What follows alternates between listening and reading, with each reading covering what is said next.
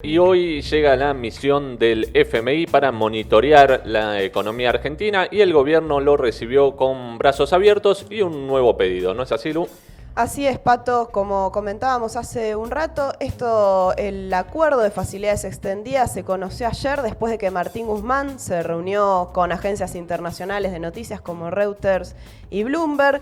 Lo que dijo el gobierno es que lo evaluaron con el staff del FMI y que consideran que en las circunstancias actuales ese tipo de programa es la mejor alternativa. Sin explicar por qué sería la mejor alternativa, ¿no? Ajá. Y lo que sí se sabe es que el préstamo que va a pedir Guzmán es para saldar el crédito de Macri en su totalidad de los 44.000 millones de dólares más 5.000 millones de dólares de intereses y que sería el programa número 22 del país con el fondo desde el primero que se obtuvo en el año 1958.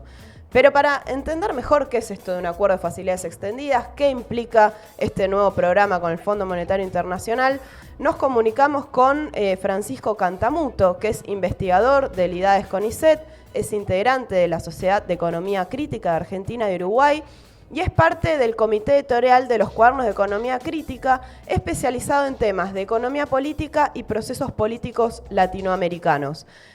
Francisco, ¿cómo estás? ¿Nos escuchás? Hola, ¿cómo están? ¿Qué tal, Francisco? Bueno, muchas gracias por la comunicación.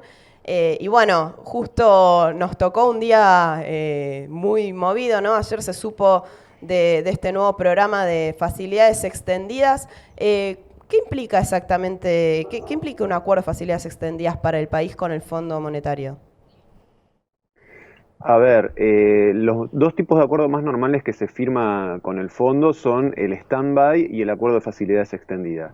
Para ponerlo simple, fácil, pero por otra parte es como son, el stand-by es un préstamo a corto plazo que exige monitoreo por parte del FMI, pero más allá de unas metas generales no tiene una injerencia real en medidas, perdón, no tiene una injerencia profunda, sí tiene una injerencia real eh, en medidas concretas. En cambio, el acuerdo de facilidades extendidas, si bien estira los plazos, que van de 4 a 10 años, en vez de estar de 1 a 3 como el stand-by, exige reformas estructurales. Entonces, digamos, esto es como el acuerdo de Macri con esteroides, esa sería la idea. Pasamos de un acuerdo donde era un monitoreo general con sugerencias de políticas centradas en el argot típico del fondo, el ajuste fiscal, que llaman consolidación fiscal, lo que tiene que ver con unificación y liberalización de la balanza cambiaria. ¿Qué significa esto? Quitar todos los controles de cambios y controles de capitales. Ahora sobre esto se sumaría la negociación de reformas. Esto era esperable, ¿sí? No sorprende mucho. El gobierno, en la negociación que tuvo, el gobierno de Alberto Fernández, en la negociación que tuvo con los acreedores privados, la lógica de lo que negoció fue estrictamente patear para adelante los vencimientos. Redujo las tasas de interés y pateó para adelante los vencimientos. No cuestionó la legalidad de la deuda, no propuso ni intentó grandes quitas de capital, digamos, no se alteró en nada la lógica con la cual fue contratada esa deuda por el gobierno anterior. Ahora, en el caso del FMI, hace una cosa parecida, pero era como la manera de patear para adelante lo suficiente los vencimientos, era pasar un acuerdo de facilidades extendida, eso es lo que se está negociando. Claro. Y Francisco, ¿Cuál es la...? Sí, no, porque el gobierno sí. plantea que va a llegar a este acuerdo para extender los plazos, pero que no va a implicar ninguna condicionalidad. ¿Le podemos creer al respecto? Sumado a esto que justo ayer también presentó esta nueva fórmula de movilidad jubilatoria. No, yo no creo que le podamos creer. De todas maneras, ahí en esa frase se reúnen distintos aspectos de lo que está, digamos, siendo discutido. Por un lado, el FMI está en este momento enfrentando, tratando de capear lo que el propio FMI reconoce como una potencial crisis de deuda a nivel mundial. Esto no es una trivialidad. El FMI, igual que el Banco Mundial, igual que el Instituto Internacional de Finanzas, que reúne bancos y fondos de inversión, entienden que hay un riesgo de cesaciones de pagos generalizadas. Y el caso de Argentina es uno de los más tensos, más significativos, pero de ninguna manera el único, ¿sí? Así como acaban de cerrar un acuerdo con Ecuador, intentaron cerrar un acuerdo con Costa Rica, hay problemas severos en el Líbano, Zambia habría cerrado un acuerdo también, es decir, hay una situación tensa a nivel global y lo que se cierra acá un poco condiciona. Esto por un lado. Por otro lado, el Fondo Monetario llega tras reconocer que un poquitito más, poquitito menos, dijo que no había entendido la historia argentina y cómo se manejaba la historia económica argentina, cuando reconoció que subestimaron las expectativas que se podían crear en torno a el préstamo, el acuerdo anterior. ¿Por qué señalo esto? Porque con estos dos elementos la expectativa del gobierno es lograr un acuerdo de facilidades extendidas, pero sin demasiadas reformas. ¿Por qué digo sin demasiadas? Dos casos que cerraron acuerdos de facilidades extendidas en la última década y que son particularmente significativos son, por ejemplo, Grecia o Ucrania. En el caso de Grecia, recuerden, lo pueden consultar, el que lo ha de alguna manera enmarcado de forma más clara es Alejandro Berkovich en el documental que hizo Fondo. Ahí pueden ver con claridad cómo en el caso de Grecia finalmente tuvo casi 200 funcionarios del fondo operando al interior del gobierno, tuvieron que privatizar islas, puertos, perdieron total control de la economía y básicamente de la política del país, lo cual generó, además de pérdidas enormes de poder adquisitivo para trabajadores, trabajadoras, jubilados, jubiladas, sino incluso un fenómeno de emigración masiva, gente que se va del país. Este es un caso. El otro caso es el caso de Ucrania. En el caso de Ucrania también, además de severas privatizaciones, lo que le impusieron fue una reforma con una ley supuestamente para combatir la corrupción que básicamente crea un sistema judicial paralelo donde los acusados tienen que probar que no son culpables, es decir, invierte la carga de la prueba. Una locura, una verdadera locura que por otro lado igual está fallando por todos lados. Entonces, si esos son los casos a revisar, el fracaso del fondo es evidente. Claro. Sí me parece importante, digo, entonces, ¿qué es lo que el gobierno está jugando? En una situación de crisis mundial y ante el reconocimiento del fondo de que es corresponsable de lo que se hizo con Macri y que además sus acuerdos vienen fallando sistemáticamente, entonces no nos pidas demasiado. Y el fondo ante esto no es renuente. Esto es importante porque hay como un imaginario, una suerte de caricatura donde el fondo viene con un programa, el del consenso de Washington, y lo baja y lo aplica de manera como imposición externa. Eso hace rato cambió y es parte de las características del llamado nuevo, siempre es nuevo el fondo. Y tiene que ver con lograr que el país que toma el programa se haga cargo de elegir las prioridades de manera tal que el programa no falle, porque esto identificaron que era un problema en los años 90 que impulsaban cualquier reforma, la misma, en todos lados y en algunos lados fallaba por la resistencia. Entonces, ¿cómo hacer para que no falle todo el programa y avanzar por donde vean menos resistencia? Para Claro, eso pero en hicieron este la ronda caso, preliminar. perdóname Francisco, en este caso, digamos, el programa lo elabora, entre comillas, el gobierno, pero es un programa a la medida de lo que está exigiendo el fondo, ¿no? Con más recorte presupuestario, con una nueva fórmula de movilidad y, como vos decías, más reformas estructurales, si bien lo presentan, digo, para desligar responsabilidades del organismo como si fuese originado por el país, ¿es el programa que exige en última instancia también el organismo o me equivoco? No te equivocas, Lucía, es así, es exactamente así. Lo que quería desmontar es justamente esto, de que se trate de una mera imposición, porque esta caricatura un poco está, ¿viste? Entonces el gobierno se presenta como, no, nosotros tenemos autonomía de decidir, claro, tienen autonomía de decidir y están decidiendo elegir la paleta de ajuste del fondo. Esto tiene que ver con eso, con lograr que el programa sea llevado adelante. Y ojo, porque frente a esto hay dos acciones que son claves, en el cual el gobierno está actuando a la medida de lo que el fondo propone. Una es esto de pasar los acuerdos por el Congreso, de manera tal de consolidar lo que algunos autores y autoras llaman el partido de la deuda, ¿no? Que sea un acuerdo, las famosas políticas de Estado. Bueno, una política de Estado es vamos a tomar cualquier deuda, por ilegal y odiosa que sea, y la vamos a pagar. Bueno, para esto están pasando por el Congreso, que ya pasaron la primera ley de recuperación de la sostenibilidad de la deuda. Ahora quieren enviar un nuevo proyecto donde toda toma de deuda tiene que pasar por el Congreso, algo que supuestamente en la Constitución y en la ley de administración estatal, de la administración financiera nacional, ya está entonces no se entiende muy bien que esto es un poco una confesión de parte, que entonces todo lo anterior no tuvo el trámite que correspondía. Pero entonces primero es consolidar al sistema político atrás de esto, digamos, que no haya que si en la próxima elección pierde el Frente de Todos y gana otro partido, que garantice que va a tener continuidad esta política de ajuste. Evitar los vaivenes, ¿sí? Que el ajuste sea continuo. Y por otro lado, también conseguir apoyos dentro de lo que se llama normalmente la sociedad civil. Y frente a esto piensen que tuvieron una serie de reuniones con empresarios que aclararon cuáles eran sus prioridades, y también con la CGT, para ver dónde iban a estar los puntos de resistencia según la CGT.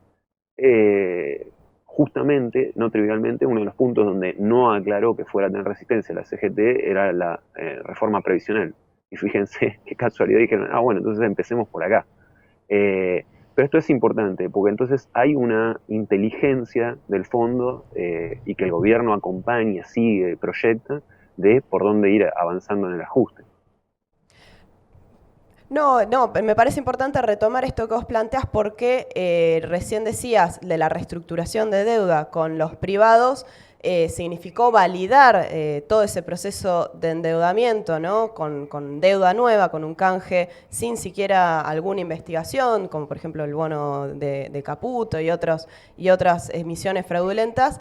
Y en este caso con el FMI, mi impresión es esto de que también se cambia deuda vieja por deuda nueva, se convalida toda esa deuda que tomó Macri y se presenta como un nuevo acuerdo. Eso puede ser así también, sin ninguna investigación, o la investigación que hubo, que demostró que hubo fuga de capitales, que el préstamo del fondo fue para financiar la fuga, quedó, digamos, simplemente como un análisis. Mira, el proceso de endeudamiento acelerado del gobierno de Cambiemos de alguna manera es una expresión sublime de los rasgos que tenía el endeudamiento en las últimas 4 décadas y media. Lo que tuvo fue que fue tan asombrosamente veloz e intenso que dejó las huellas marcadas por todos lados, están todos los dedos puestos, decía Eduardo Lucita en una charla que teníamos el día de ayer, que aprovecho para pasar el chivo y avisar. Todos los lunes se hace la actividad del Foro Popular contra la Deuda, están todos los foros colgados en YouTube de la autoconvocatoria por la suspensión de los pagos y la auditoría. En ese sentido, ofrecía la oportunidad de avanzar en una auditoría que dejara en claro el carácter fraudulento de la deuda, del proceso de endeudamiento, tanto con los privados como en específico, lo que vos decías del fondo. Hay una serie de amparos y recursos judiciales presentados por un colectivo de abogados vinculado al movimiento de empresas recuperadas, donde quedó claro que el gobierno no había hecho ni un mandato para ir a negociar el préstamo, donde quedó claro que no había estudio de factibilidad, donde quedó claro que no había proyección de gastos e ingresos ligados al préstamo, y que ni siquiera había expresiones de actos administrativos que dieran curso al acuerdo. Es decir, estaba viciado por todos lados. Sobre eso, a posteriori, hoy sabemos que además se fugó todo, pero además, del lado del fondo, están al menos los siguientes hechos. Primero, es el préstamo más grande de la historia, que se aprobó como un trámite express, pero además de esto se aprobó superando en casi 1000 veces la cuota que tenía asignada la Argentina. Y además el destino de esto, algo que era previsible, y muchas lo señalamos hace 2 años atrás, se destinó a foguear, a solventar la fuga de capital, es decir, un salvataje a los privados que se retiran quitando los dólares y queda la deuda que la financió para que la pague todo el pueblo, para que la paguemos nosotros. Pero esto es importante porque así como se puede determinar la corresponsabilidad de los acreedores privados, también se puede determinar la corresponsabilidad del FMI en haber prestado por encima de la cuota en Express un préstamo gigantesco que además financió algo que el fondo tiene prohibido financiar por estatuto. ¿Era posible discutir esa corresponsabilidad? Sí, claro. Algunos, por ejemplo, el MATE, que es una organización de economistas de Rosario, señaló que había antecedentes de quitas del 100% en el fondo. Bueno, el gobierno eligió no hacer nada de esto, no investigar, no cuestionar, no discutir y salir a negociar cómo patear para adelante la deuda heredada por el macrismo, y nuevamente con esto, y como bien señalabas, otra vez se le pone una recubierta, un halo de aparente normalidad a lo que todos sabemos que ha sido un fraude de forma abierta, explícita e impune. Bueno, Francisco, mira, recordamos, estamos hablando con Francisco Cantamuto, que es economista, investigador del IDAES CONICET. Retomo, digamos, por último esto que vos planteabas respecto de esa deuda fraudulenta, la corresponsabilidad del fondo. También agrego, si te parece, en cómo ese préstamo no solo sirvió para la fuga de capitales, sino que aceleró, ¿no?, la crisis profunda en la que estamos, ¿no?, independientemente de la pandemia.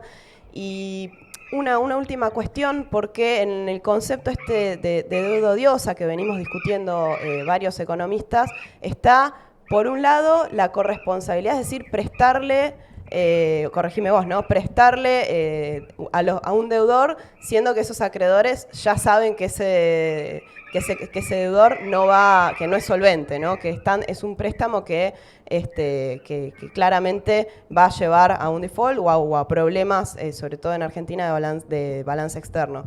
Y por otro lado también, que los objetivos, como vos mencionabas, son contrarios a los intereses populares. O sea, ese acuerdo de Macri con el fondo podría englobarse dentro de esta categoría de deuda odiosa, y este nuevo de facilidades extendidas, se avanza con las condiciones, estas pocas que sabemos, ¿también podría entrar dentro de esa categoría o podemos empezar a discutirlo?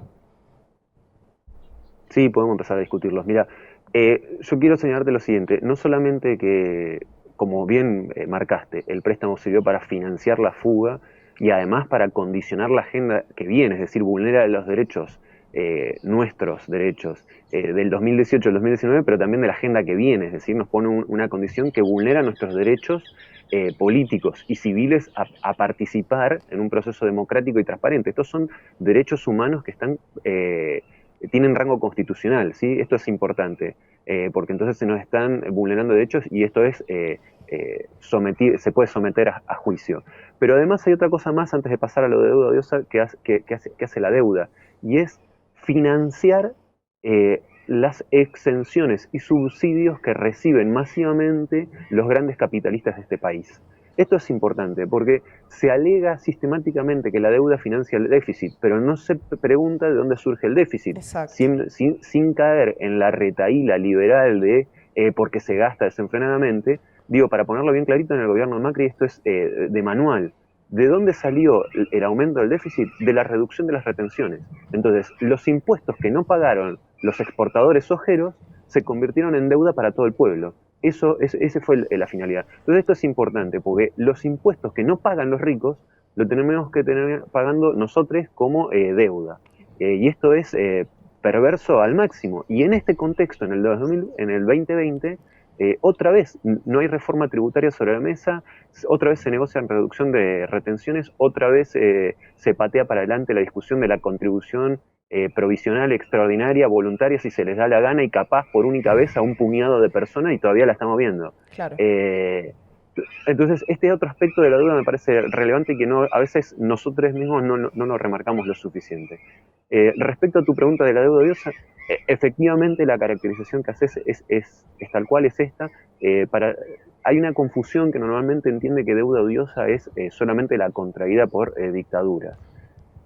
En la experiencia internacional es cierto que la mayor parte de los casos tiene que ver con reconocérsela a gobiernos autoritarios, pero no hay nada en la doctrina que indique que esto tenga que ser así. Lo que indica es que tenga que tener algún vicio democrático, y esto en efecto lo tiene, porque a nadie preguntó Macri para tomar la deuda que tomó, y en particular el préstamo con el fondo. Por eso es importante reconocer todos los vicios administrativos que tiene, porque no es solamente que nosotros como pueblo no votamos esta toma de deuda, sino que además, cuando se hicieron las operaciones de deuda, ni siquiera funcionaron los controles republicanos que están instituidos en la Constitución.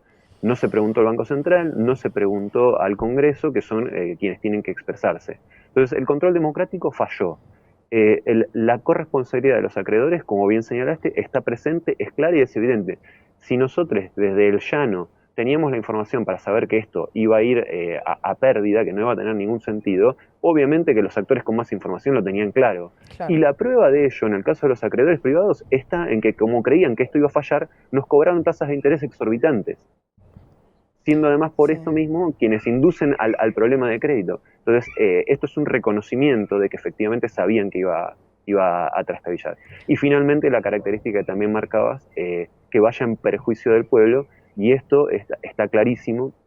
El deterioro de todos los indicadores sociales en los últimos 5 años es más que evidente, han tenido continuidad en este año, y en la medida en que se le dé continuidad a este acuerdo que propone más ajuste, y vamos a estar reñidos con el pleno goce de nuestros derechos humanos. Piensen si no las declaraciones del ministro Moroni, que dijo el salario digno es el que vamos a poder pagar.